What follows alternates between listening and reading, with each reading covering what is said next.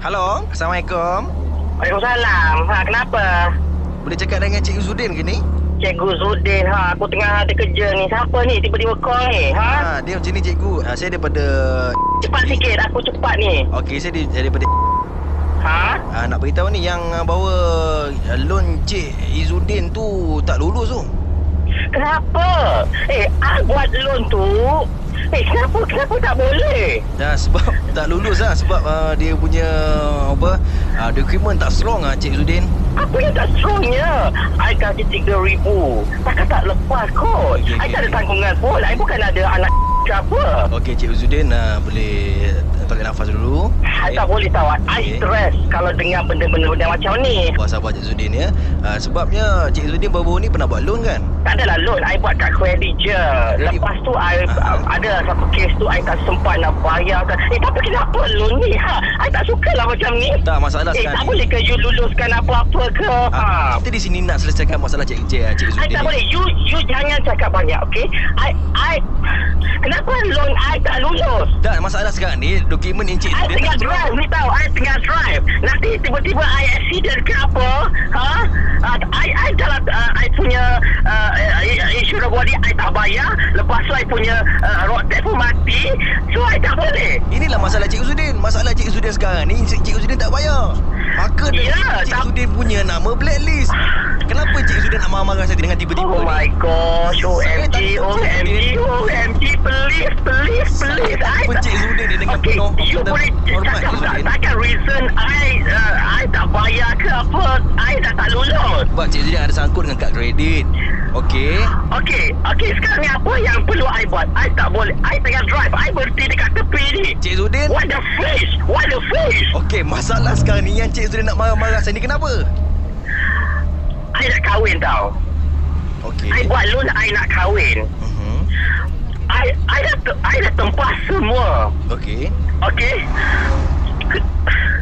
Kenapa loan tak lulus? You tak faham ke hati seorang pengantin?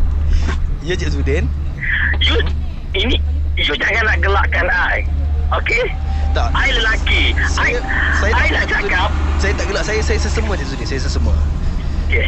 Okey. Apa-apa you nak cakap sekarang ni? Okey, I dengar. Okey. Masalah sekarang ni yang Cik Izzuddin nak marah-marah saya ni kenapa?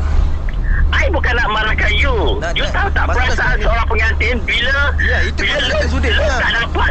Sabar Cik Izzuddin. Sabar Cik Izzuddin bawa sabar, bawa relax, bawa tenang. Cuba Cik Izzuddin tarik nafas. Okey. Hembus. Tarik. Okey.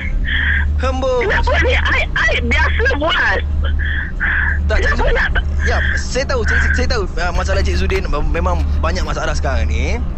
Okay, I stress. Tak perlulah Cik Izzuddin nak marah-marah saya. Saya cakap baik-baik dengan Cik Izzuddin kan. I nak kahwin. What the fish? Bulan 5 je I nak kahwin. Tak lama lagi. Okey, so tiba-tiba I punya loan tak dapat macam ni. You tahu tak perasaan I? Oh my gosh. Cik Izzuddin. I Sabar. I kalau I nak buka baju. Jangan buka baju Cik Izzuddin. I panas. You faham tak? Bila panas saya sudah buka baju. Betul. Oh my gosh. What the fish? Saya pun tengah panas Cik Izzuddin sekarang ni. Cik Izzuddin. Okey. Saya pun tengah panas juga dengan Cik Izzuddin ni. Ya, apa kaitan panasnya dengan I? Yelah, sebab saya bukan daripada bank. Habis tu daripada mana? Daripada jail? Daripada penjara? Bukan. Daripada mana? Cik Izzuddin dengar dulu. Saya daripada Hot FM. What?